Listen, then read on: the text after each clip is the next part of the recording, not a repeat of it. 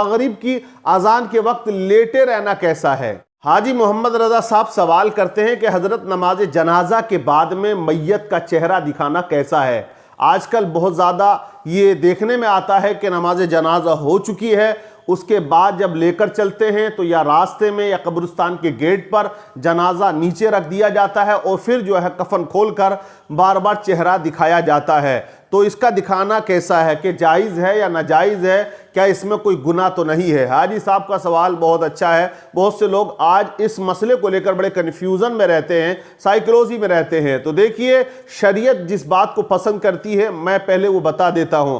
شریعت جو پسند کرتی ہے وہ تدفین میں جلدی ہو، اس کو پسند کرتی ہے۔ اللہ کے نبی صلی اللہ علیہ وسلم ارشاد فرماتے ہیں کہ تم اپنے میت کو دفنانے میں جلدی کرو۔ اگر گھر میں انتقال ہو گیا ہو کسی کا تو اس کی تدفین میں جلدی کی جائے۔ ایک تو یہ رہتا ہے کہ دیکھیے، جب تک جنازہ گھر میں رہے اس وقت تک تمام گھر والے جو ہے وہ غم میں مبتلا رہتے ہیں، اور وہ اپنے عزیز کو جب دیکھتے ہیں کہ وہ انتقال کر گئے، ان کے جنازے کو بار بار گھر کی لیڈیزیں دیکھتی ہیں اور بچے بچیاں دیکھتے ہیں، تو ان کے دل پر بہت زیادہ صدمہ رہتا ہے۔ اور جب جنازہ اٹھ کر چلا جاتا ہے تو یہ دیکھیے اللہ کی قدرت ہے کہ چند گھنٹوں کے بعد ہی ماحول نارمل ہو جاتا ہے۔ مطلب جو سب اپنے اپنے کام میں لگ جاتے ہیں، کھانا پینا ہے یا اور بھی کوئی کام ہے، باتیں ہیں، تو دل بہلنے لگتا ہے۔ لیکن جب تک جنازہ سامنے ہو دل نہیں بہلتا، تو انسان پریشان رہتا ہے اور اس کے دل پر ایک صدمہ سا رہتا ہے۔ تو شریعت کو جو پسند ہے وہ یہ ہے کہ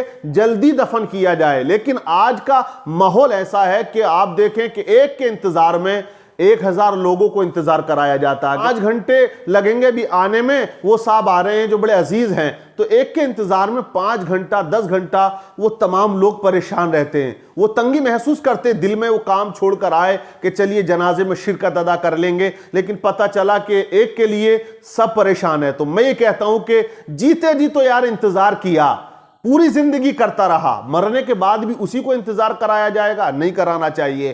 انتقال ہو گیا دفن کر دیا جائے۔ کسی 1 یا 2 کے چکر میں 2 دن 4 دن رکھنا بالکل شریعت اس کی اجازت دیتی نہیں ہے۔ حالانکہ لوگ رکھ رہے ہیں لیکن یہ پسندیدہ عمل نہیں ہے۔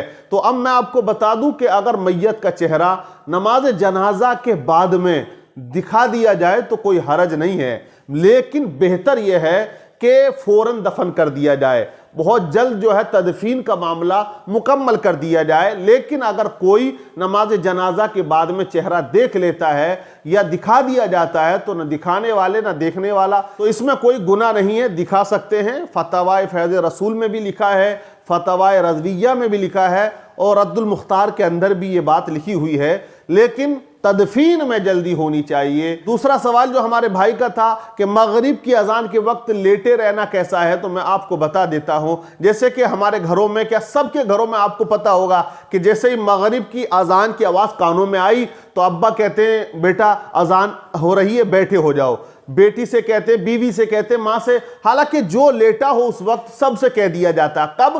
جب مغرب کی اذان ہو رہی ہو۔ تو میں یہ آپ کو بتا دیتا ہوں کہ یہ کوئی الگ سے فضیلت نہیں ہے مغرب کی اذان کی۔ 5 ٹائم اذان ہوتی ہے، ظہر ہو، عصر ہو، مغرب ہو، عشاء ہو یا فجر ہو۔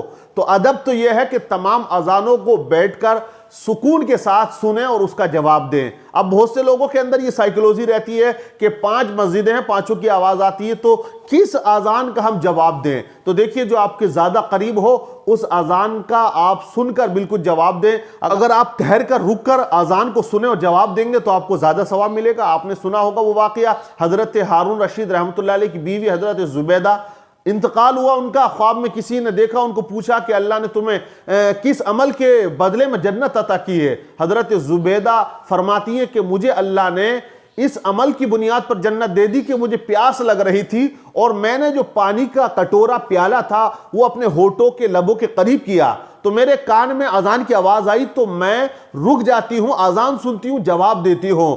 تو یہ عمل اللہ کو پسند آیا اور اس کی بنیاد پر اللہ نے میری مغفرت فرما دی ہے، سبحان اللہ۔ تو اذان کو ہم ہلکے میں نہ لیا کریں۔ لیکن اب میں بتاؤں، خالی ہم بچوں کو یہ نہ کہیں کہ مغرب ہو رہی تو اٹھ جائیے، بلکہ ان سے آپ یہ کہا کرو کہ اذان مغرب کی آواز آ رہی ہے بیٹا جلدی چلو، जमात फौरन खड़ी हो जाएगी, नमाज पढ़ो। अगर बेटी हो तो बेटी से कहो, माँ हो तो माँ से कहो, बीवी हो तो बीवी से कहो, और खुद भी फौरन उठकर नमाज के लिए मस्जिद में आ जाओ। ये अमल सबसे बेहतर है, इसमें आपको सवाब भी मिलेगा। आप अजान सुनते रहे और लेटे थे, बैठ गए, तो आप समझ लो कि बस ये अमल कबूल हो जाएगा। अच्छी बात है, आप अदब कर रहे हैं, लेकिन आप गुनाहगार हैं, नमाज छोड़ रहे हैं।